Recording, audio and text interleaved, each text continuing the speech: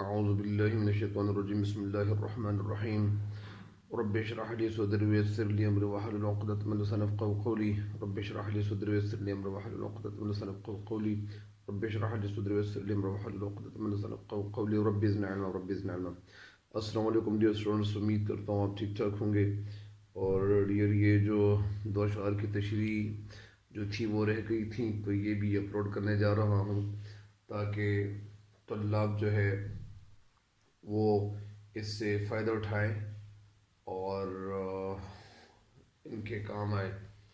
تو آج ابھی یہ دو اشعار رہ گئے ہیں اور یہ جو ہیں دو اشعار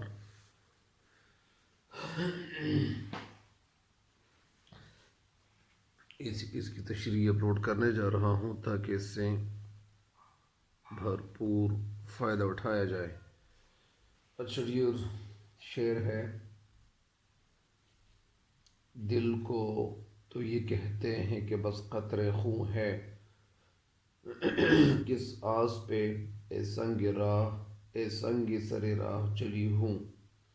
قسمت کے کھلونے ہیں اجالا کے اندھیرا، دل شعلہ طلب تھا سو بہرحال جلی ہوں. دل کو تو یہ کہتے ہیں کہ بس قطرے خون ہے، قطرے خون کا قطرہ، کہ کس آس پہ، آس کے معنی امید، اے سنگ سر راہ چلی ہوں. اے سنگ یعنی سنگ کے معنی یہاں پہ راستے میں پڑا ہوا پتھر. یعنی اگر کوئی شخص یہ کہے کہ یہ دل صرف قطرہ خون کا قطرہ ہے اور وہ کہتے ہیں کہ بس یہ صرف خون کا قطرہ ہے اور اس کے علاوہ اس کے سوا وہ اسے کچھ نہیں کہتا اور اسے کچھ معنی نہیں دیتے، تو میں اس شخص کو راستے میں پڑا ہوا پتھر ہی سمجھتی ہوں. کیونکہ یہ تو راستے کا ایک پڑا ہوا پتھر ہے، یہ تو کوئی انسان نہیں ہے کہ وہ دل کا قطرہ ہی سمجھ لے، بلکہ یہ دل کا قطرہ ہی نہیں ہے، بلکہ یہ جو ہے انسان کی زندگی پہ اچھے اور منفی اثرات اس کی وجہ سے پڑتے ہیں. تو شاعر یہ کہتی ہے، اس شعر کی تشریح کچھ یوں ہے کہ شاعرہ ادا جعفری کہتی ہیں اس شعر میں کہ دل جو ہے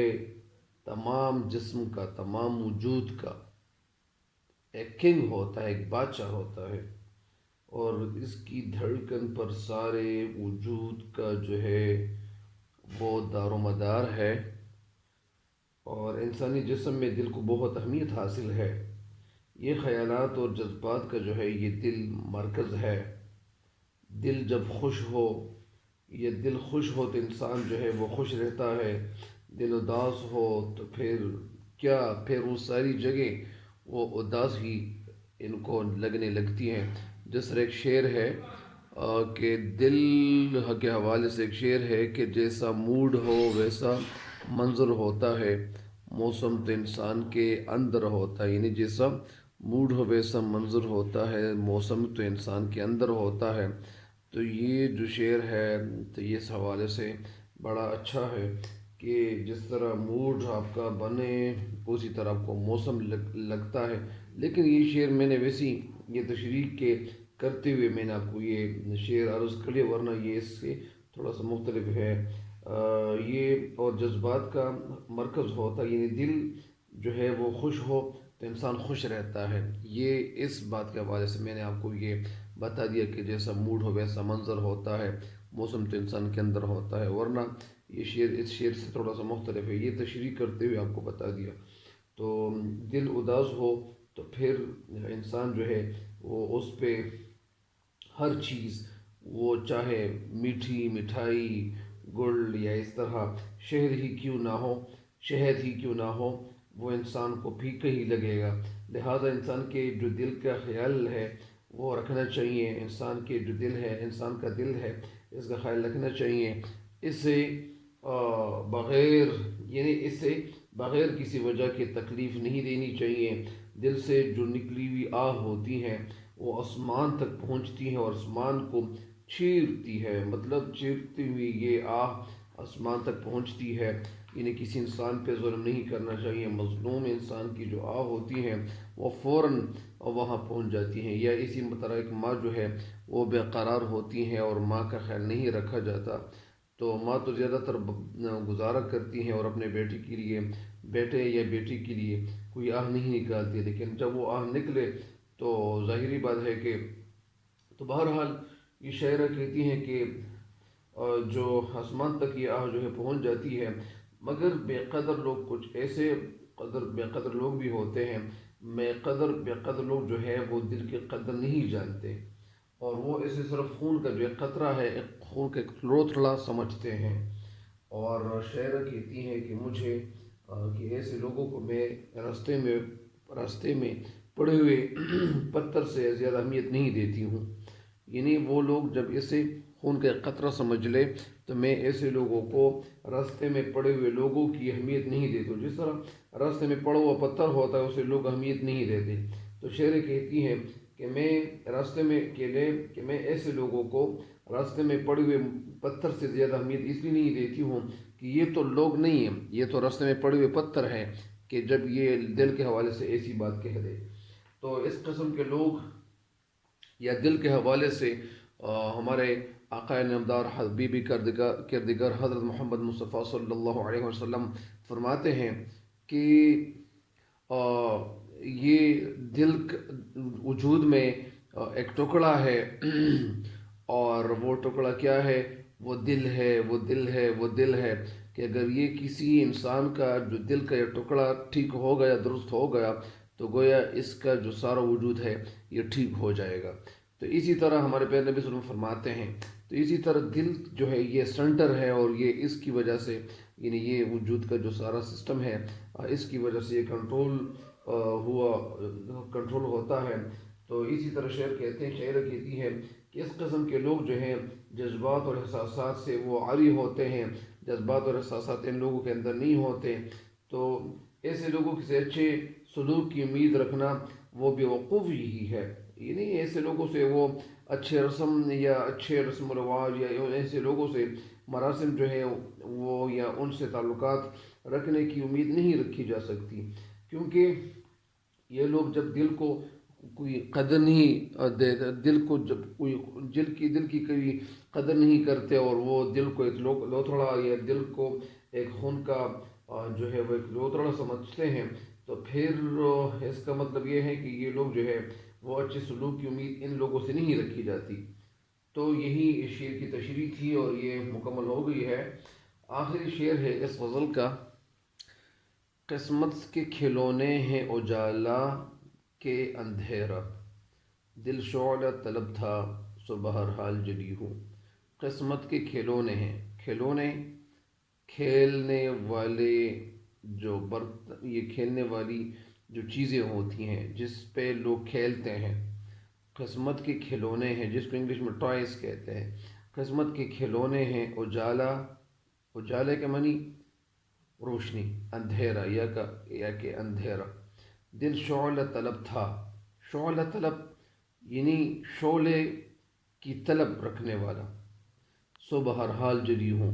میں ہر حال میں جلی ہوئی ہوں۔ اس کا مطلب یہ ہے کہ یہ جو خوشی ہوتی ہیں یہ قسمت کی بات ہوتی ہیں، اگر کسی انسان کی قسمت میں خوشی لکھی ہوئی ہو تو ان کو خوشی ملتی ہے، اور اگر کسی انسان کے دل میں وہ غم لکھا ہوا ہو یا غم لکھے ہوئے ہوں تو ان کو غم ملیں گے، یہ تو قسمت کی بات ہوتی ہے۔ دل شعلہ طلب تھا سو بہرحال جلی ہوں، تو یہ دل جو تھا وہ شعلہ طلب تھا، یعنی وہ جلنا چاہ رہا تھا، اس لیے میں ہر حال میں جو ہے وہ جلی ہوئی ہوں، میرا دل جو ہے وہ جلا ہوا ہے۔ تو اسی طرح اس شعر کی اس کی کچھ نثر یہ تھی، اور ابھی تشریح کی طرف بڑھتے ہیں۔ اس شعر میں شاعرہ کہتی ہیں کہ خوشی اور غم جو ہے وہ زندگی کے ایک ساتھی ہی ہیں، اور خوشی جو ہے، اس شعر میں شاعرہ کہتی ہے کہ خوشی اور غم زندگی کے پارٹنر ہے، اس نے اجالے کو خوشی اور اندھیرے کو غم سے تشبیہ دی ہے، یعنی یہاں مطلب یہ ہے کہ شاعرہ نے اجالے کو خوشی اور اندھیرے کو غم سے تشبیہ دی ہے۔ تو دونوں ساتھ ساتھ چلتے ہیں، یہ سب قسمت کے کھیل ہی ہوتے ہیں۔ اگر قسمت میں غم کھانا لکھا ہو تو کوئی بھی اسے خوشی میں تبدیل نہیں کر سکتا۔ اگر قسمت میں آپ کی خوشی لکھی ہو تو کوئی ایسا نہیں ہو کر سکتا کہ وہ خوشی آپ کی غم میں تبدیل کر لے، اور اگر کسی کے دل کسی کے قسمت میں غم لکھا ہوا ہو تو ان کو کوئی خوشی نہیں دے سکتا۔ اسی طرح شاعر کہتے ہیں کہ تو کوئی بھی اسے خوشی میں تبدیل یا بدل نہیں سکتا، اور اگر قسمت میں خوشی لکھی ہو تو کوئی بھی اسے غم میں بدل نہیں سکتا۔ یہ تمام جو ڈیسیجنز ہوتے ہیں، جو فیصلے ہوتے ہیں، یہ اللہ تعالیٰ کے ہاں ہوتے ہیں، اور یہ اللہ تعالیٰ ہی کرتا ہے یہ سارے فیصلے۔ تو اسی طرح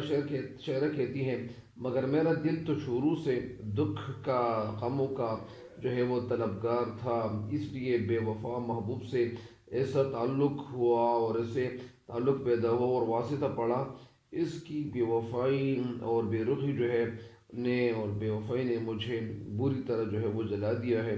مجھے خاکستر بنا دیا ہے، میرا جسم جو ہے خاکستر ہو گیا ہے۔ غم ہی انسان کو جو ہے وہ اندر ہی اندر اور وہ ہلا کے رکھ دیتا ہے، اور اسی طرح غم جو ہے انسانوں کی جو زندگی ہے اس کو بالکل چینج کرتا ہے، بالکل تبدیل کرتا ہے۔ لیکن کبھی کبھار ایسا بھی ہوتا ہے کہ اگر آپ جو ہے وہ آپ کے لیے کوئی کوشش کرنی چاہیے، ہمیں اسی طرح پاؤں پہ پاؤں رکھے بیٹھنا نہیں چاہیے۔ انسان کی جو قسمت ہوتی ہیں یہ بدل سکتی ہیں، اللہ تعالیٰ کا فضل ہو سکتا ہے۔ اللہ تعالیٰ تو اپنے کلام پاک میں یہ بھی فرماتا ہے کہ جس طرح اللہ تعالیٰ فرماتا ہے کہ اے انسان تو محنت کر، تو سعی کر، تو کوشش کر، اور یہ جو اس کوشش کا صلہ، اس کوشش کا جو نتیجہ ہے وہ مجھ پہ چھوڑ دے۔ تو اسی وجہ سے انسان کو کوشش کرنی چاہیے اور اپنی کوشش جاری رکھنی چاہیے، بدلہ جو ہے اللہ تعالیٰ پہ چھوڑ دینا چاہیے، تب اللہ تعالیٰ جو ہے اللہ تعالیٰ کے ہاں بہتر بدلے ملتے ہیں۔ اور ظاہری بات ہے کہ اللہ تعالیٰ ہمارے ساتھ بہت زیادہ محبت کرتا ہے، اور محبت کیوں نہیں کرے گا، کیونکہ اللہ تعالیٰ نے تخلیق ہمیں کیا ہوا ہے، اللہ تعالیٰ نے ہمیں کریٹ کیا ہوا ہے، پیدا کیا ہوا ہے، اور اسی وجہ سے اللہ تعالیٰ کی عبادت بھی کرنی چاہیے۔ جب اتنا بڑا جہان اللہ تعالیٰ پیدا کرتا ہے تو اس کا تو کچھ نہ کچھ مقصد ضرور ہوتا ہے، یا اسی طرح جو گاڑی بنائی جاتی ہیں یا اسی طرح کچھ اور چیزیں بنائی جاتی ہیں تو ان کا کچھ نہ کچھ مقصد ہوتا ہے۔ اسی طرح انسان کو اللہ تعالیٰ نے تخلیق کیا تو اپنی عبادت کے لیے تخلیق کیا۔ بہرحال یہ قسمت کے جو کھیل ہوتے ہیں تو قسمت کے حوالے سے یہ بھی بتایا جاتا ہے، کچھ لوگ جو ہے وہ دعا نہیں مانگتے، تو اسی وجہ سے ایک جگہ یہ بھی لکھا ہوا تھا کہ اگر دعا مانگا کرے، دعا اس لیے مانگا کرے کہ شاید کہ اس کے قسمت میں یہ لکھا ہو کہ یہ دعا مانگے گا اور میں اسے دیتا جاؤں گا، یہ اللہ تعالیٰ فرماتا ہے۔ تو اسی وجہ سے انسان کو ہر وقت مانگنا چاہیے، مانگتے رہا کرنا چاہیے اللہ تعالیٰ سے، اور جب ہم اللہ تعالیٰ سے مانگتے رہا کریں گے تو انشاءاللہ ہماری قسمت جو ہے وہ بدل سکتی ہے، اور بدل کیوں نہیں جائے گی، کیونکہ جب اللہ تعالیٰ سے بار بار جو مانگتے ہو۔ اس لیے شعر کی تشریح تو مکمل ہو گئی ہے۔ اس شعر کے ساتھ ایک شعر جو ہے وہ میں آپ کو بتا دیتا ہوں، سنا دیتا ہوں۔ یہ بہادر شاہ ظفر جو ہے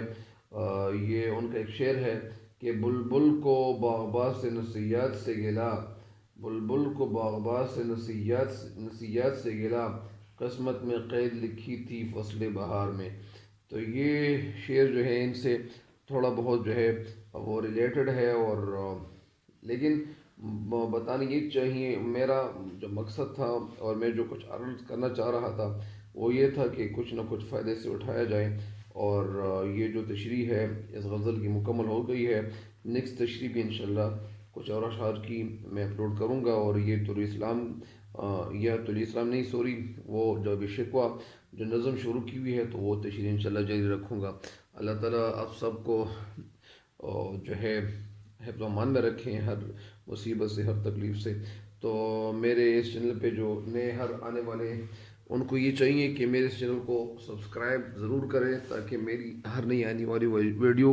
آپ کو وقت پہ پہنچتی رہے۔ اللہ تعالیٰ آپ سب کا، ہم سب کا حامی و ناصر ہوں، آمین۔